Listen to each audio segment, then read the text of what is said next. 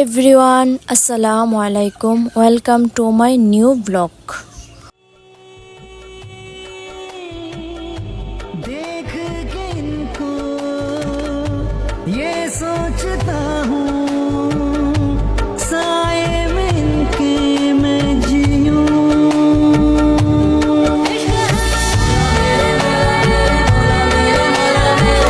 ভিডিওটা দেখে কি বুঝলেন? আজকে আমি চলে গেলাম অনেক বছর পুরনো একটি রাজ্যে, তাই না?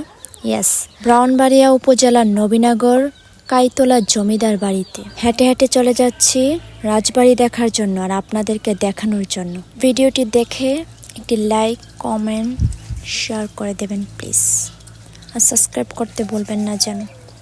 দেখেন, ওই চলে এসেছি রাজবাড়িতে, আর একটু হেঁটে হেঁটেই চলে যাচ্ছি। চলে এলাম রাজবাড়িতে। ওয়াও, কি সুন্দর।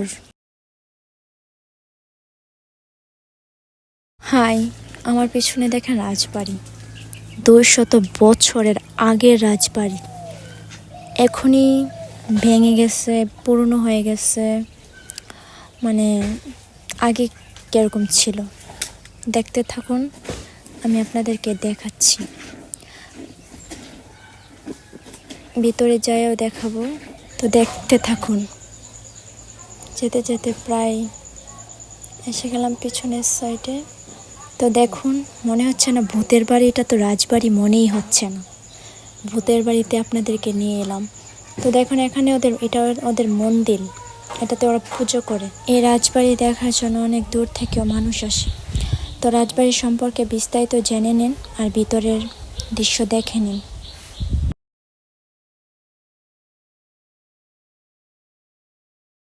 আজ থেকে প্রায় 200 বছর আগে কাইতলা জমিদার বাড়ি নির্মাণ করা হয়েছিল।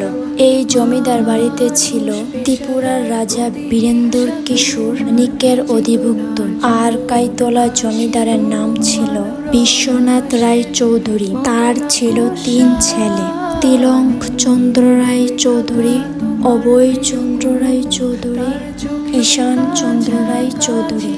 লোকমুখের কথিত আছে যে বিশ্বনাথ রায় চৌধুরী কলকাতায় শিমগাঁও থেকে এসে তলায় বস্তি স্থাপন করেছিল।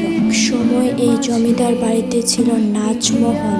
রাত হলেই বসত বাইজির আসর, পায়েলের ঝুমঝুম, নুপুরের নিকুম, মায়াবী অট্টহাসি ডবনী বেশে আসত অন্দরমহল থেকে। পাগলা হাসি সোয়ার হয়ে বের হয়ে আসতো। এই রাজ্যটা আছে, কিন্তু রাজ্যের মানুষগুলো নেই। আর যারা এই রাজ্যটাকে দখল করেছে, তারা রাজ্যর সব কিছু শেষ করে দিচ্ছে। রাজ্যর এটা হলো মেন, এটা হলো দেখতে পাচ্ছেন।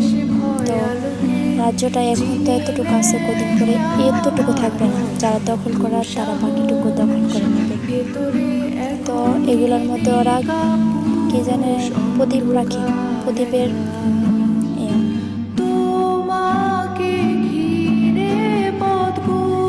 আজকে আমার ভিডিও এই পর্যন্ত। সবাই ভালো থাকবেন, সুস্থ থাকবেন। আল্লাহ হাফেজ।